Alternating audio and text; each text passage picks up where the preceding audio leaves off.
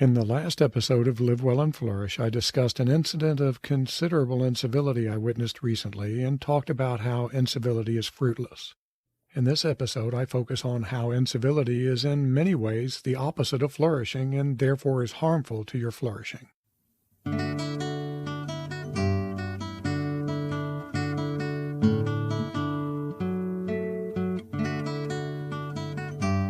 Welcome to Live Well and Flourish, where I help you understand what it means to live a flourishing life. I'm your host, Craig Van Slyke. If you're ready to think beyond material and external success, if you're ready to take control of who you are and the kind of life you live, if you're ready to flourish, this is the podcast for you.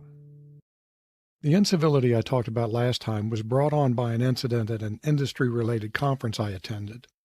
You can access that episode at livewellandflourish.com. Shortly after the conference and the related Twitter storm, I received an email newsletter from a well-regarded industry expert.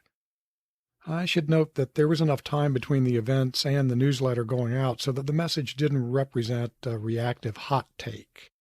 The expert focused the entire newsletter on the different ways in which the industry could respond to the controversy. Since I respected the person, I opened the email and started reading. The message started with a statement that the expert wasn't going to try to look at both sides. Okay, that's a little odd, but fine. Then they wrote that they weren't considering both sides because they found the side they opposed to essentially be below contempt. The other side's opinions weren't worth considering. Wow. That surprised me, but I kept reading. The message was filled with juvenile characterizations and sophomoric name-calling that I suppose the author thought was clever. They were wrong. At that point, I stopped reading and unsubscribed from the newsletter. Why? Well, to me, the message showed a clear lack of reasoning and excessive incivility. My conclusion was that I really couldn't trust this person's opinion much, so I wasn't going to waste my time reading their newsletter. I also want to reduce my exposure to incivility, so unsubscribing seemed the right thing to do. I want to be very clear here. I did not unsubscribe because I disagreed with their perspective.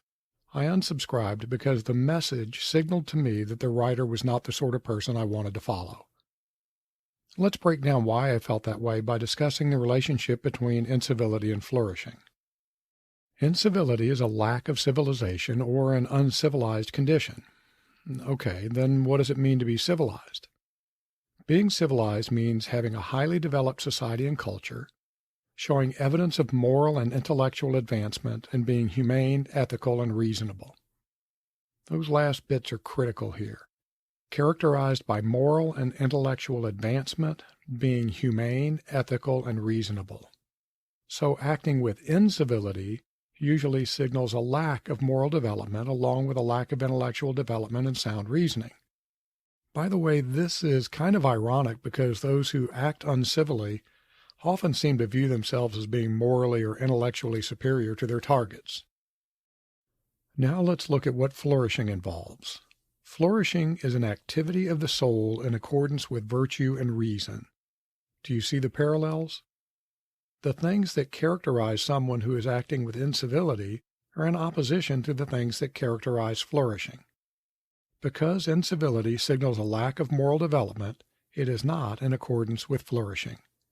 Because incivility signals a lack of intellectual development, it signals a lack of reason and is contrary to flourishing. So, incivility is diametrically opposed to flourishing. Think about the last time you witnessed incivility. What did the messages or speech look or sound like? Typically, incivility is characterized by illogical arguments such as ad hominem attacks, hostility, stereotyping, excessive displays of emotion, and the like. These are all indications of a lack of reason and virtue. Aristotle's view of virtue is that acting according to virtue means acting somewhere between the vice of deficiency and the vice of excess. He calls this the mean, although it doesn't mean middle. The correct mean varies from person to person. For example, the virtue of courage lies at the mean between cowardice, a vice of deficiency, and foolhardiness, a vice of excess. How does this relate to incivility? Well, when you act uncivilly, you exhibit a number of vices.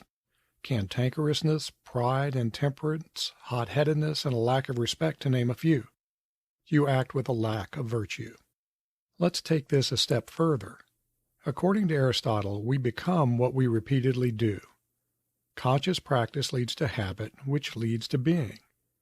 When you continually act in a certain way, over time, acting that way becomes a habit and eventually a part of your being. When you repeatedly act with incivility, incivility becomes a habit and then becomes a part of your being. You become an uncivil person, and you move away from flourishing. So it's not just about what you signal to others, it's about who you want to be. Do you want to be an uncivil jerk or a moral, rational person? The choice is yours, literally. And I don't mean figuratively literally, I mean literally. You have control over who you are. Incivility or flourishing. The choice is yours and yours alone. Note that this doesn't mean you should be a pushover and that you shouldn't engage in debate and discourse. Civil debate and discourse. Virtue lies at the mean between extremes. So being a cowardly noodle is just as bad as being uncivil.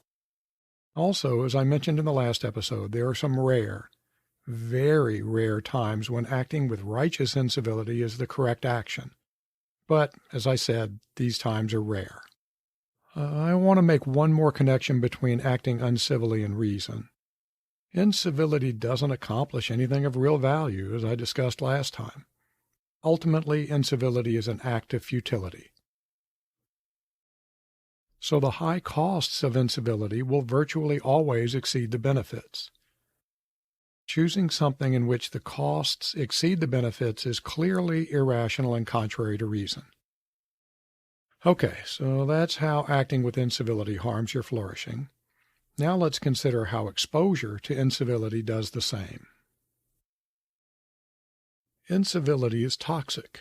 You may have heard that before, maybe to the point of it being a cliché. It's a cliché because it's true. Incivility is toxic, especially for your flourishing. Just like the exposure to chemical toxins is dangerous, so is exposure to incivility. How? I have some thoughts.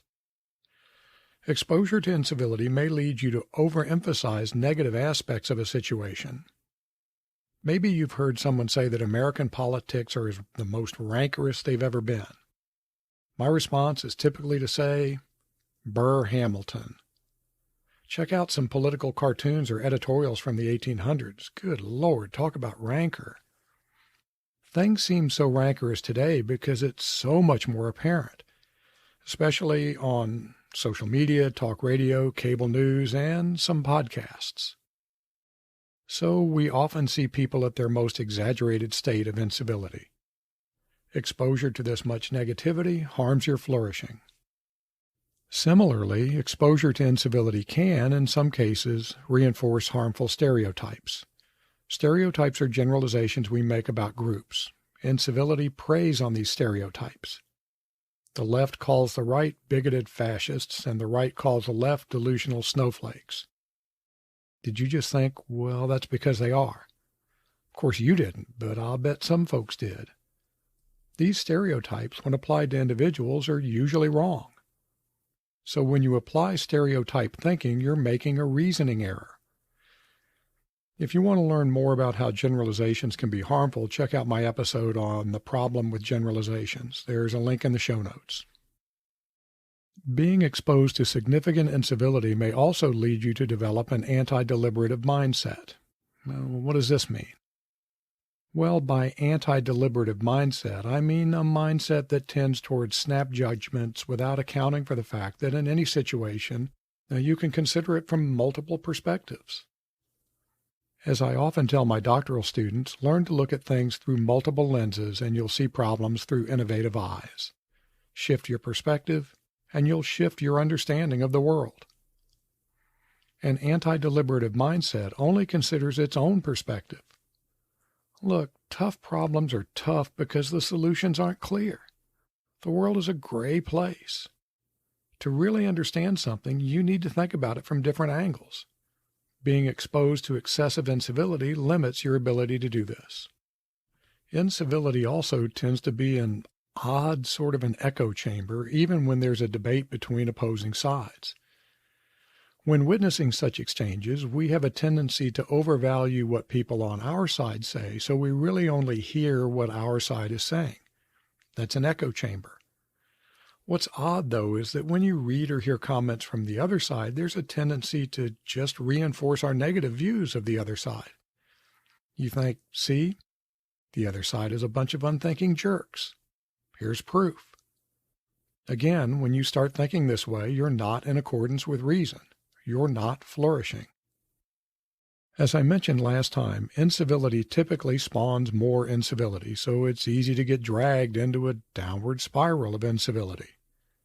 When a debate starts to take an uncivil turn, it's really easy to want to respond in kind, to fight fire with fire. So incivility is not only toxic, it's contagious, and it's terrible for your flourishing. Well, hopefully I've convinced you that incivility is a barrier to your flourishing, even if you're just exposed to it and don't engage in it yourself. So what can you do to avoid the effects of incivility?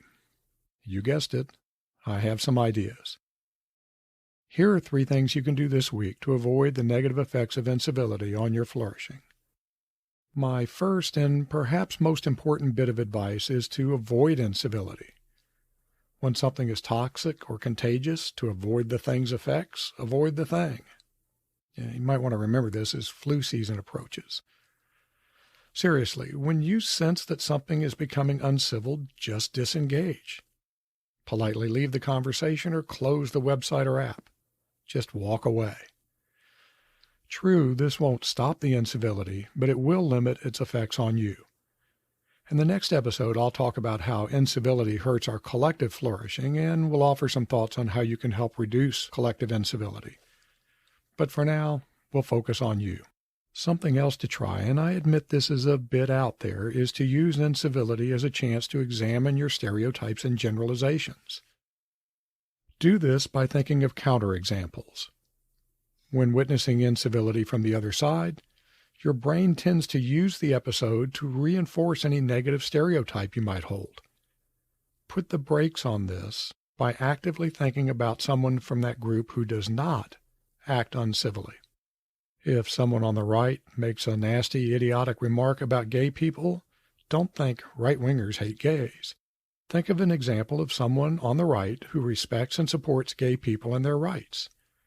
They exist, I promise you. I know a lot of them. If someone on the left trolls with some stupid anti-law enforcement remarks, think of someone on the left who supports law enforcement. Finally, don't let the current state of incivility get you down. Despite all of our problems, the world is a pretty good place and most people are decent. When you witness incivility, disengage, pause, and think about the good in the world. The world is full of people who are kind, considerate, respectful, and just plain nice. The jerks are the exceptions. I'll close with this quote from one of my favorite authors, Khalil Gibran. An eye for an eye, and the whole world would be blind. Until next time, be well, my friends. I produce Live Well and Flourish because of my dedication to helping others live excellent lives. I don't accept sponsorships and I don't want your money.